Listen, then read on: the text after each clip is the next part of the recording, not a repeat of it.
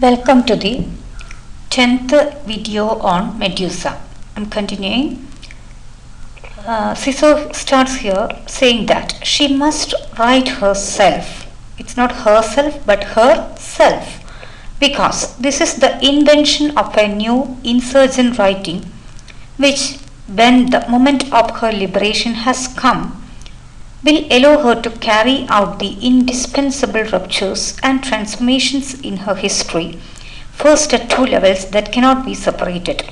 Here, writing about herself in a rebellious manner. That's why new insurgent writing. It should be in a rebellious manner. And the self definitely mentions about the body as well, which has been denied or which has been long told to it has been told she has been told to hate it or to take it as something negative, and here it becomes something insurgent. It's rebellious stand on her part to write about the body completely in an open manner. So these 2 points she mentions here. So first E, after putting it under the she gives it as first one as individually. First about writing as individually writing. By writing herself, woman will return to the body which has been more than confiscated from her. Confiscating something, we normally talk in terms of something by law, but here it is more than confiscated, which has been turned into the uncanny stranger on display. Uncanny. It's a situation that causes a kind of dilemma. Uncanny. We talk about uncanny in the context of psychoanalysis, where you're in a very confused situation. Yes, I know, but I forget, that is a confusion there exists between. And this is the same way, her own body, but she is told or taught to hate it. Very problematic. And which has been turned into uncanny stranger on display, the ailing or dead figure, which so often turns out to be the nasty companion, the cause and location of inhibitions. Every time it is inhibition, whether in religious context, in social context, in terms of morality, wherever it is, she is taught, or it is always attached with many more inhibitions, preventions, many other oppositions, negative connotations. Everything is attached with the woman's body. And censor the body, and you censor breath and speech at the same time. You think that, you keep away or keep aside your body. You keep it aside and give it away, still you can be spiritually well. You are very religious. You are doing something on behalf of your religious concepts. You are obeying them. But still, wherever you are preventing, you are censoring your body. At the same time, you are censoring your breath and speech. You are allowing your other aspects, other features as well to be stagnant. You're preventing yourself, and that's why expressing the body is becoming very important, or it's too much of it is given much importance, at least at the stage of second wave of feminism, because they start realizing the importance of accepting the body as well with your other features or other aspects of yourself. And write yourself, your body must be heard. Your body must be heard. No longer it should be under the threat of violence or silence. Only then will the immense resource of the unconscious spring forth. There is a resource, immense resource. Such resources are there, hidden inside you, in your unconscious. That is a repository of caliber, capabilities. You can make wonders, but only once your body is heard, your whole caliber will come out. Our naphtha will spread. That's flammable self, immense resources. The naphtha will spread throughout the world without dollars, black or gold. non-assessed values that will change the rules of the old game. This is an old game, almost like a cat and mouse game, where it is you are hidden from your own talents. You are no longer given the chance at least to realize what is there inside you, the potential, the caliber, all those are there. That is there inside you. But with this inhibition on your body, which is your main outer part, there itself you are prevented. And then you are talking about becoming spiritual, inner growth, growth of the self. Doesn't work out. That's what Sisu wants to point out. Then the next is in the next paragraph she says to write an act which will not only realize the decentered realization of woman to her sexuality, to her womanly being, giving her access to her naive strength. This is an access to her strength, naive. Actually, she is prevented and she has become naive. But there is a strength in her. It will give her back her goods, her pleasures, her organs, her immense bodily territories which have been kept under seal, have been prevented it at every length, at every level, every sector, every every domain you have been censored.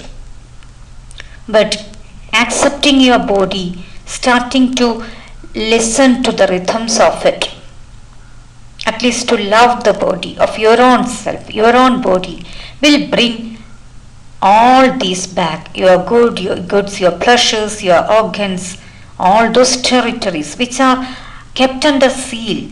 Those are blocked. Barriers are there, which are which are there by the society, on the part of the society, or on on part of your own self, because you have accepted it too much. You have started hating your own body. That means your own self. It will tear her away from the super egoist structure in which she has always occupied the place reserved for the guilty. Yes, superego. In Freudian term, you talk about ego and superego. And superego is taken to be the utmost or the maximum, the best among the others, because that is so moral. It is concerned with morality. It's always working upon reason, or more than reason, and you always place it at the top. But here that superegoist structure, for a woman, as far as a woman is concerned, it is almost equal to guilt. Every time she is supposed to be guilty. If she steps forward, if she moves, if she walks away from the crowd, she is supposed to be guilty, or she is taught to be guilty. So guilty of everything, guilty at every turn, for having desires, even for having desires. She doesn't get the chance to realize that this is natural. As far as I'm a human being and I'm supposed to have these desires, but she is denied of those. At least the opportunity to realize these factors. If you want to emphasize, those are factors, those are truths about human nature, or any nature about any living creature, any being, but she is denied of the factors, so that she is at every turn she is guilty, at least even of having desires, for not having any. At times it is for not having any. Inside out she may be burning between these confusions, for being frigid, for being too hot, for not being both at once. Yeah, I cannot manage in between. In the society, I'm supposed to be very passive, not supposed to express my desires. But in the familial or marital system, you may be supposed to reveal something different. So she is confused. She cannot manage those confusions. Yeah, and for being too motherly and not enough, sometimes too motherly. Some people may be blaming her for being too motherly.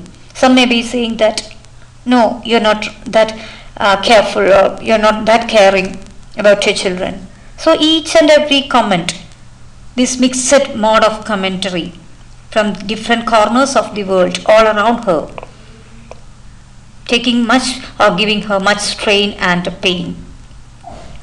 For having children and for not having any. Sometimes these are not something.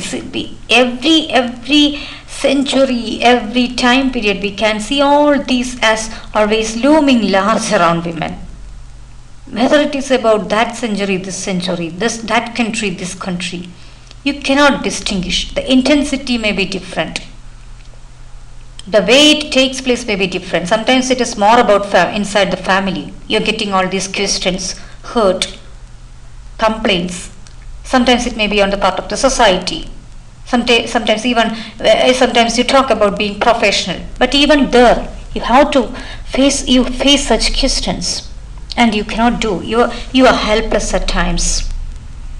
For nursing and for not nursing, always these are working out as binary. So these women cannot manage always, because they are not having the confidence to assert. That assertion comes only once you are confident in your whole, and the whole is comprised also out of your body as well, not just about spiritual or inner growth, inner being.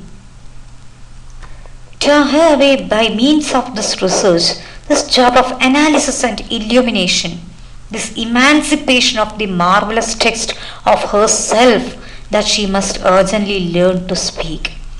So that you have to go for the analysis of the possible illumination. You be enlightened. So you emancipate yourself. You are a marvelous text, and we know how text is very different. Text has assumed an entirely different space and meaning. With the textuality, the meaning potential, you are having the potential inside you, residing inside you, or hidden inside you. But you have to find it out. And so she must urgently learn to speak. A woman without a body, dumb, blind, can't possibly be a good fighter. So you should be a good fighter. When you are denied of your rights, you have to fight for your rights. Who else will do it for you? No one else. So that is the way it becomes urgent that a woman learn to speak out for herself. And woman without a body, dumb, blind, can't possibly be a good fighter. She is reduced to being the servant of the militant male. That is what's happening. You are ready to succumb to that system, to subjugate yourself to that system, his shadow. So sometimes almost always this is almost like a shadow of the man. We must kill the false woman who is preventing the live one from breathing. Inscribe the breath of the whole woman, so that the real breath getting retrieved is very urgent, because there's false woman, the concept of false woman. That is, false woman means those women, again, you can take those who want to curtail their sphere, to succumb every time, to be dependent always. And if they see one or two women going out of the drawn circle, the fixed boundaries of their circle, they start blaming them like anything. So this is the false woman, or even you can take it as the concept that is too much there in the society for all the while. Even now it is there. And you can see women coming out of the boundaries. You can see still we have to see the intensity or the extent to which it happens, and that's why even now these essays become relevant.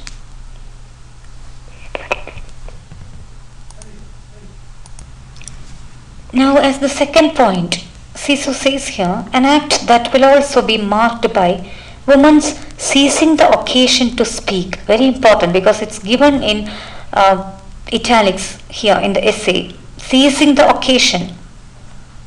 Sometimes we say seize the day. So seizing the occasion to speak, hence her shattering entry into history.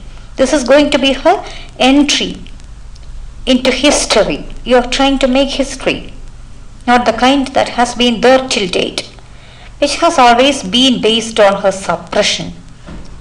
Yeah, that's shattering the history. The already existing history which has recorded only about her suppression. But now it is going to be shattered. It is going to have a different face. To write and thus to forge for herself and an anti-logos weapon. This is going to be a weapon. In writing, in speaking, you can use these weapons, the concepts, the emerging concepts, to become at will the taker and initiator. So every woman should take it as a will, and you have to be an initiator. Every woman can be an initiator. It's not like you cannot fix a time, you cannot fix a particular organization to start. You do not have to wait in that way. Just initiate yourself. Whatever you can do. Don't wait for others to compel. Don't wait for moments and incidents and experience to compel you to do that. Sometimes we come across such experiences as well, such occasions, such incidents as well. A woman who has been too much dependent on the male members of the family. All of a sudden, we know life is so inconsistent. It's unpredictable. And once the support is all of a sudden lost, the women who can, without being able to support the family, without having a job or profession or at least educational qualification, suffering like anything. And there are such very fragile women, all of a sudden coming out of the shell. So all these are there in mixed ways in front of us. So this is about seizing the occasion. Don't wait for even that. You can be yourself. And for her own right, in every symbolic system, in every political process. So system will not invite you on its own account. You will have to be the initiator as well. And every political process, wherever you are thrown out, wherever you are kept away, kept outside, you just try to go and have your position and your voice there. Then, yes, it is time for women to start scoring their feats in written and oral language. Not just writing, not just speaking. Both can be there. You can adopt both medium. For your own speaking out, your own coming out. It's not just speaking out. Yes, definitely. When you write, others read you. When you speak, others listen to you. In any case, you are expressing yourself. You can adopt any medium which according to your convenience. But only thing is that you should adopt it at least one. Or both, preferably both. Yes. Then Ciso says, every woman has known the torment of getting up to speak. This is a torment in the beginning. You feel like you have the inhibition, you have the lack of confidence, you shiver there like anything, but her heart racing. It's almost when you are tensed, not just when a person is speaking, but whenever we are tensed, whenever we are not confident, we have the experience of heart beating at a faster rate, heart racing at times entirely lost for words. In the beginning you may have all these difficulties. Ground and language slipping away. That's how daring a feat, how great a transgression it is for a woman to speak. So this is going to be a transgression. It's almost like crossing the fixed boundary that has you have been compelled or you have been taught to believe that once you transgress, once you cross this boundary, you are going to be spoiled, you are going to be destroyed. All these inhibitions are still there. And even then, you women, you are coming out, you are trying to come out. And that's a very great initiative. It's not something, it's not a trivial thing on your part. So just open, and again, it's for a woman to speak, even just open her mouth in public. Women may come across these difficulties. A double distress. So it's a double distress, for even if she transgresses, her words fall almost always upon the deaf male ear. That's another next problem you're going to face is this. That is, once you are capable of speaking out in front of the public, The next difficulty, next challenge you're going to face is even beyond this, even tough than, even more tough, far problematic, because the writings, the speech you make with all these difficulties, all this effort, is going to fall to deaf male ear. You may not be appreciated. You may be criticized like anything. All these problems will come. Please expect these. That is the first thing to do. Please don't expect immediate appreciation, immediate acceptance, immediate positive response. Then you are liable to fall prey again to despondency, frustration of how much effort I took and my book is not well received. You cannot say that. You should not say that. You should expect the worst, because the whole, it's you are giving your material, your effort into to fall to deaf male ear in the beginning at least, which hears in the language only that which speaks in the masculine. So that is masculine terms. They have already their own fixed system, acceptance, whether to accept or not, or to accept to what degree, already fixed and finalized accordingly, so that you cannot expect an immediate appreciation from there. Okay, yes.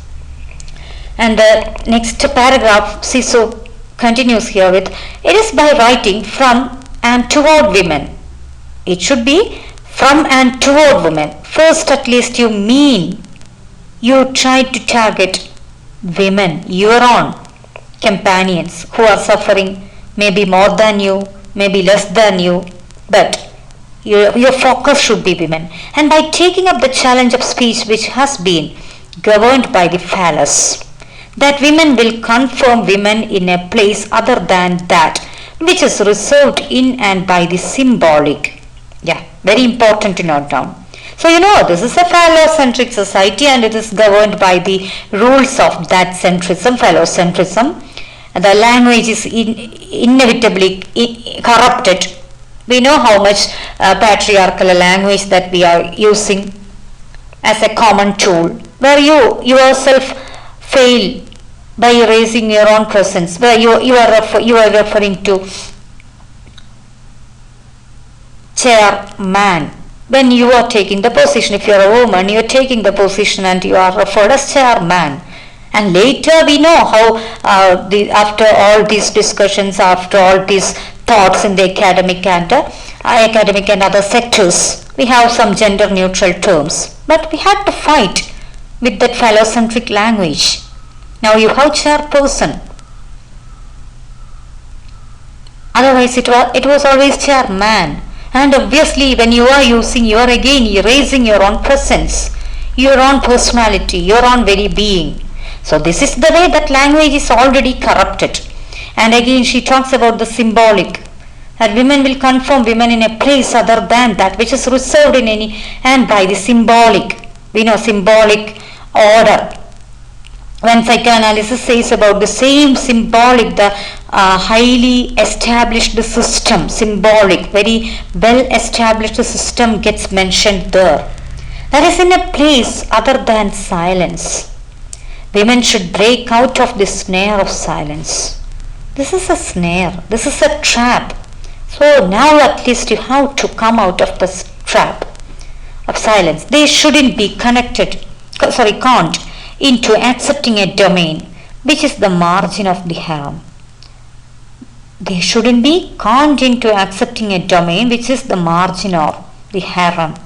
It's going to be margin. You are trapped there. You are chained there. You should not accept such a domain. You may feel it like something very established, very strong, very valid even when you want to challenge that. You may feel a kind of respect for the same, but you should not fall prey to that. That's a trap. No longer you should fall prey to that. So this actually, Ciso puts those 2 points together, and the other discussions will follow later in the coming videos. Thank you.